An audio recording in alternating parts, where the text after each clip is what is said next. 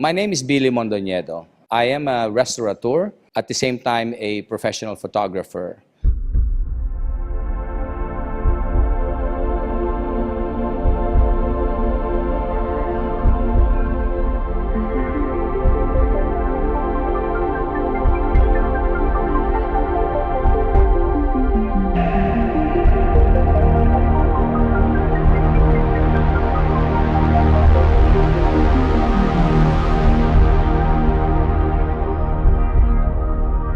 Exhibit actually comprises of all the photos shot by my fellow members.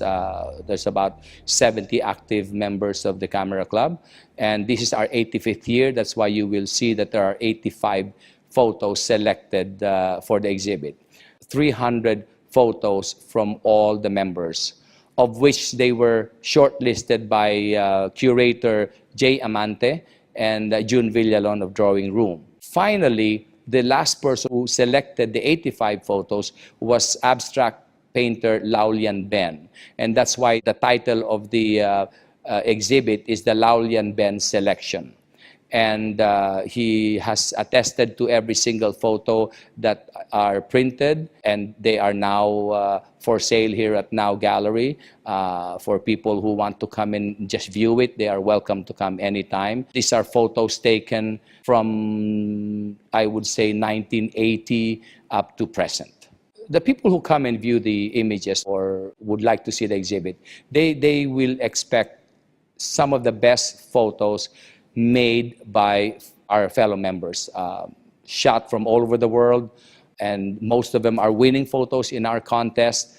But most especially, the touch and the Zen feel of abstract painter and artist Laulian Ben comes into the picture. So it's a combination of photographers bringing out the kind of images that Camera Club brings out, and shortlisted by Laulian Ben that would kind of emphasize the Zen feel and the minimalistic look that Laulian Ben is known for.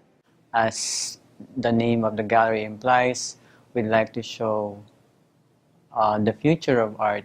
At the present times here at Now Gallery, we showcase everything from paintings, sculptures, new media like video, installation, and right now we have fine art photography, the ones that were shot by the members of the Camera Club of the Philippines.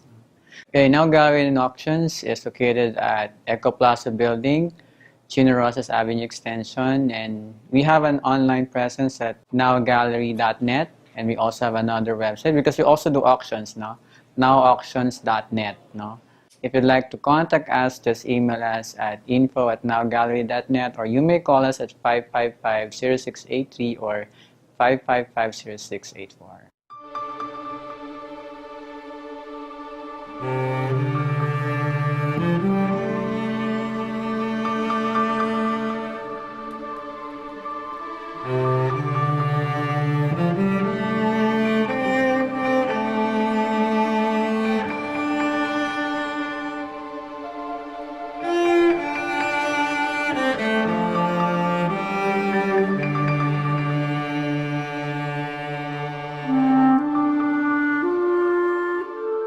I have been shooting since I was in high school in the US, in Seattle particularly.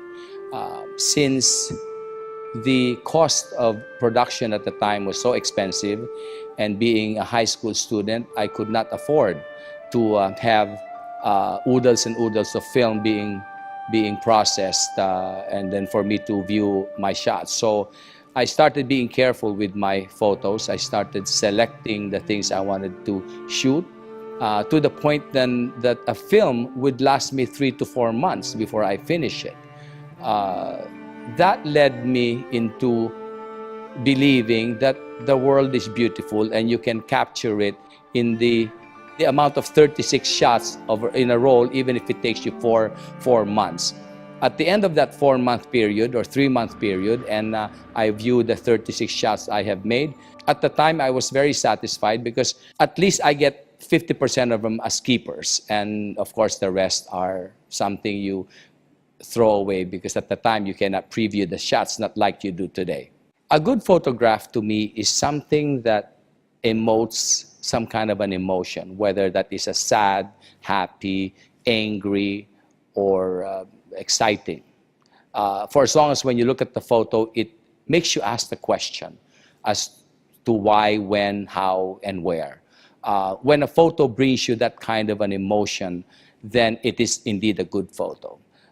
Many photos that you see in the stores, like postcard shots, are beautiful, but they do not give you that kind of a feeling. Now that you see photos being shot by Magnum and National Geographic, these are the kind of photos that will make you really stop and ask why and where and how. And the technicalities are really not into play, but more the content of that photo, the color, the expression, and the elements and textures that are present.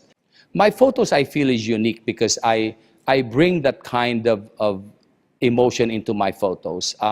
The kind of questions that come to my mind is I first have to see, then I have to observe, and then I have to connect. Without those three things, then I cannot make a good photo.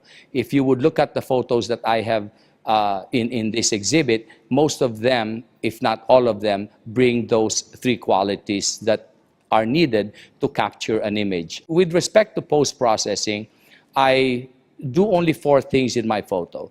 I use curves because you would need that in any digital shot, very mildly, very soft, and very, very minute.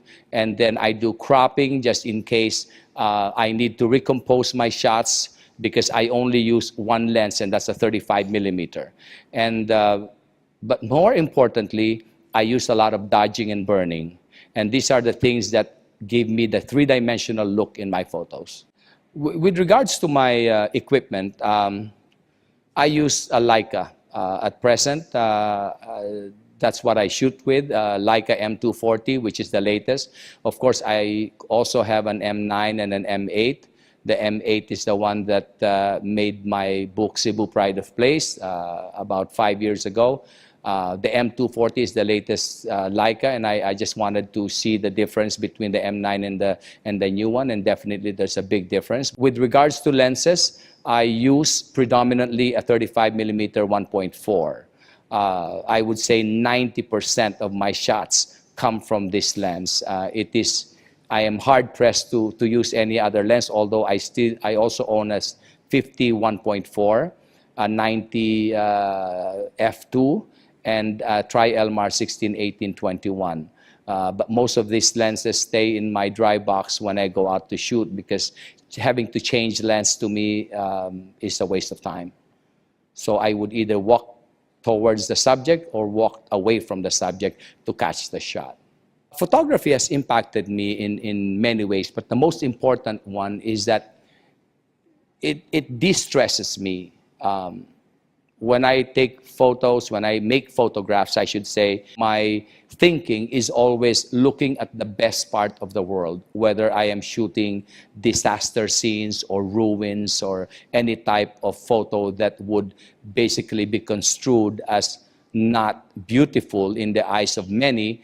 I go out and look for what I feel is hopeful, what I feel is cheerful, what I feel brings an emotion of fun and laughter and hope, especially hope. I think most of the photos that I shoot has that kind of a feeling. As far as I'm concerned, there is no bad photo, whether it is shot by a guy who just bought a camera yesterday or someone that's been shooting for 50 years. A photo is something that you capture at that particular moment.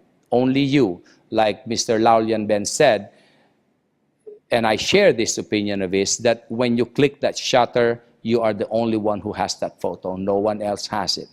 And that can be interpreted in many ways. But as far as I'm concerned, that photo remains your possession, and that photo remains something that you have taken.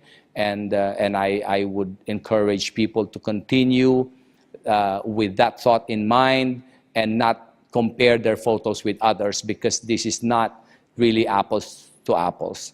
I can shoot a dot in a white paper and it would probably as interesting as somebody jumping out from a mountain. So this is something that I would encourage many people to do, to go out, see the world frame by frame, and at the end of the day, they will know how beautiful the world really is.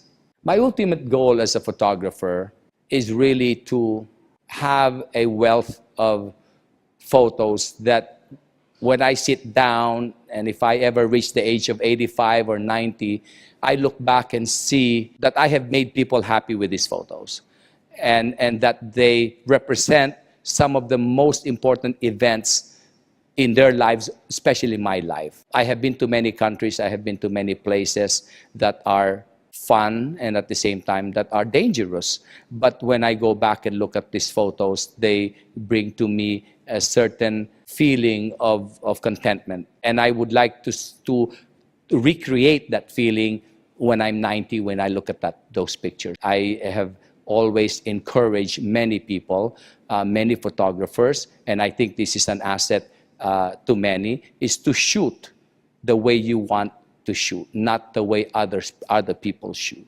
So in other words, do not copy Steve McCurry, because you cannot really shoot like him, and do not copy Henry Cartier-Bresson, and because you cannot shoot like him.